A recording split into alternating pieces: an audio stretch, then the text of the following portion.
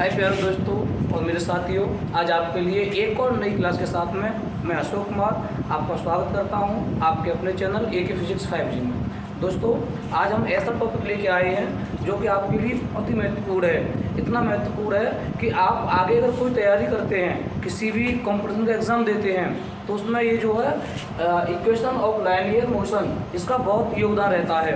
कभी ना कभी या कहीं ना कहीं ये क्वेश्चन आपको कोई ना कोई पूछ लेता है। गति के समीकरण क्या होते हैं, बिल्कुल रेखीय गति के समीकरण क्या होते हैं, गुरुत्व के अधीन क्या होते हैं। बच्चों को बड़ा टेंशन रहता है कि कब माइनस के होते हैं समीकरण, कब प्लस के होते हैं समीकरण, कौन सा भी कब लगाते हैं। ये सारी टेंशन आज खत्म। आज हम बात करते हैं दोस्तों रेखीय गति के समीकरण, इसको हम बोलते हैं इक्वेशन ऑफ लाइनियर मोशन।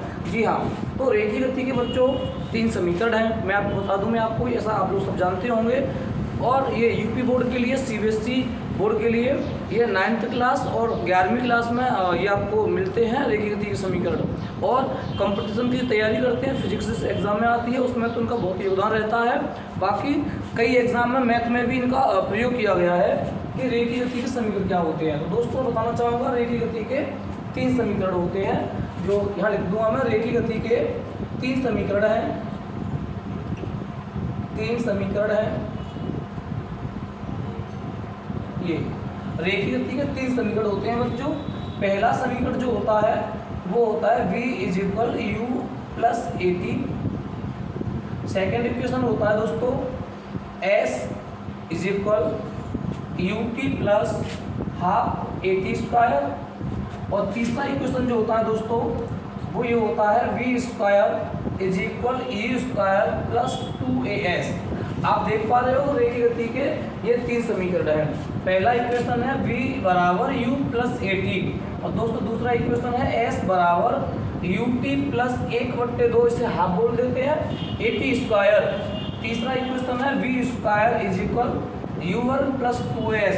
अब दोस्तों टेंशन नहीं लेनी है आपको, इसमें मैं आपको एक एक चीज़ बिल्कुल खंडन करके बताऊंगा। वेयर जहां आप ये देख रहे हो इसमें V क्या है, तो दोस्तों V को हम बोलते हैं फाइनल वेलोसिटी। ये अंतिम वेग होता है।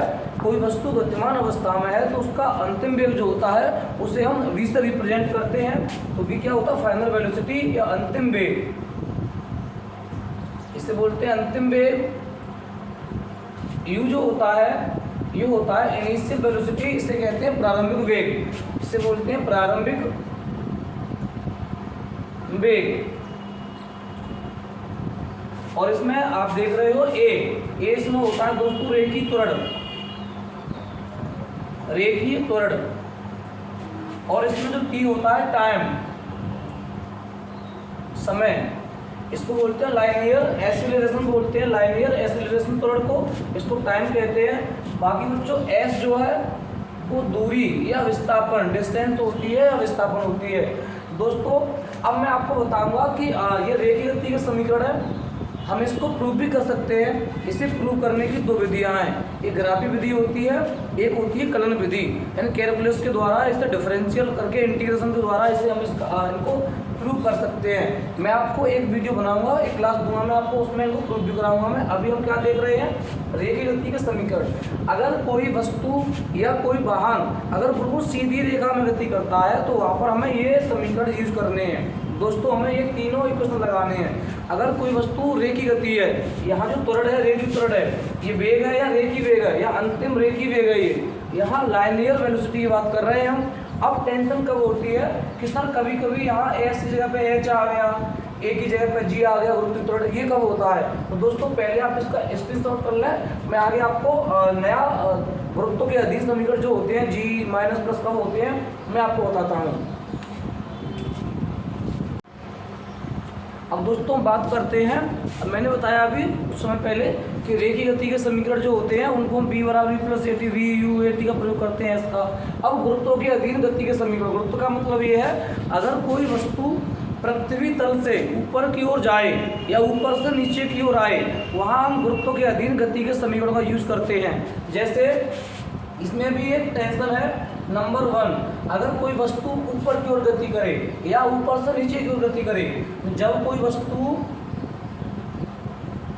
नीचे की ओर नीचे की ओर गति करती है। दोस्तों ये हमें ध्यान रखना है, जब कोई वस्तु ऊपर से नीचे आ रही है तब रेखीय गति के समीकरणों में a बराबर तो हम लेते हैं g, और दोस्तों इसमें s बराबर प्रयोग करते हैं h का। बस आपको ये दो चीज़ याद करनी है।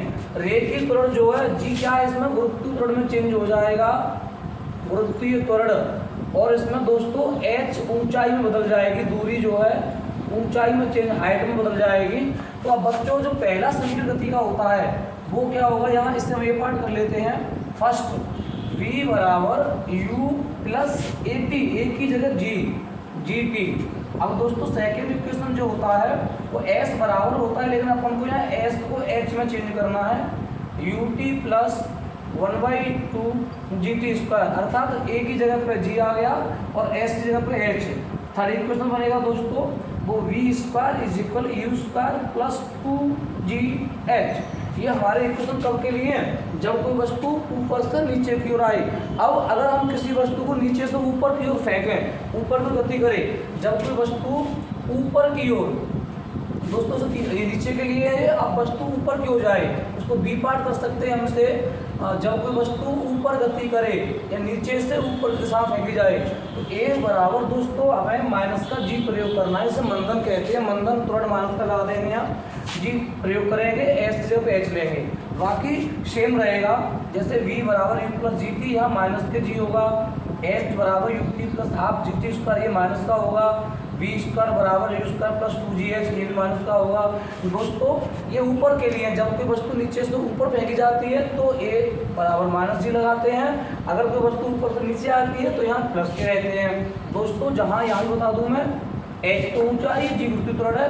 दोस्तों यहाँ पर g की वैल्यू होती है गुरुत्वीय त्वरण की, वो 9.8 मीटर प्रति सेकेंड यूज करनी है। मुझे उम्मीद है दोस्तों मेरी क्लास आपको बेहद पसंद आई होगी। अगर मेरी क्लास पसंद आ रही है तो प्लीज़ हमारे चैनल को सब्सक्राइब करें और हमारे वीडियो की लिंक जो दोस्तों को शेयर भी करें। Thank you.